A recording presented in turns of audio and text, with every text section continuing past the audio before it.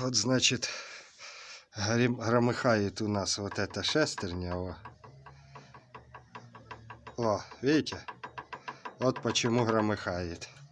Здесь такая же фигня. Сейчас попробую вот этот болт подтянуть. А что толку? Проверить все болты. Вот. Вливаю масло.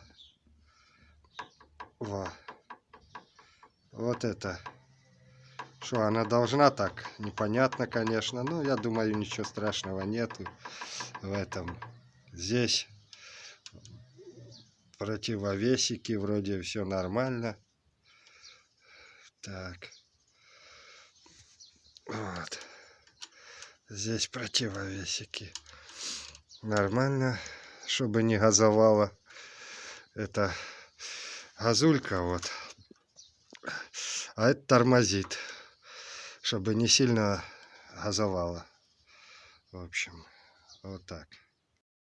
Так что, ребята, вот такая вот петруха. Почему гремят в движке, появляется вот такая штука.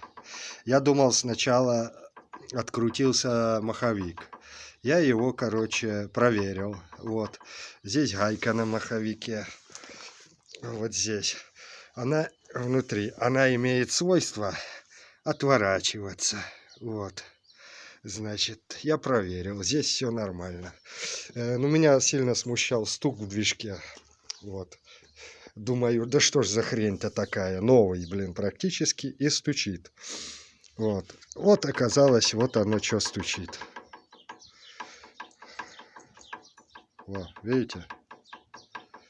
Вот это, я не знаю, нормально это, ненормально. Ну, думаю, ничего страшного нету.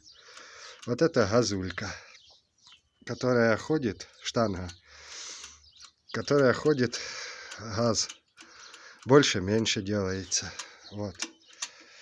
Вот так. Видите? Вот так. Вот.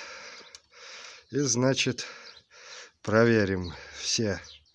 Вроде ж нету нигде шероховатостей.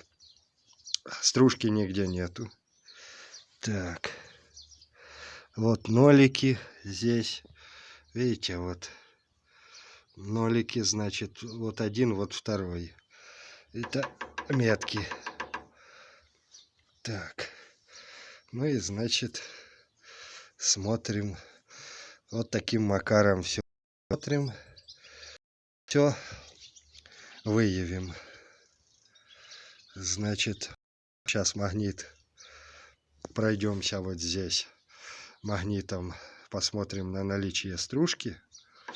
Вот. Ну вот эта шестерня, ну, меня сильно смущает. Вот.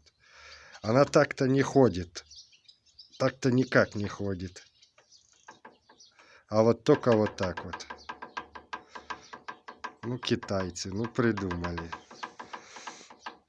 В общем, вот одна из причин стука в движке. Почему стучит движок. Вот так. Так что, кому интересно, могу немножко проконсультировать. Вот так.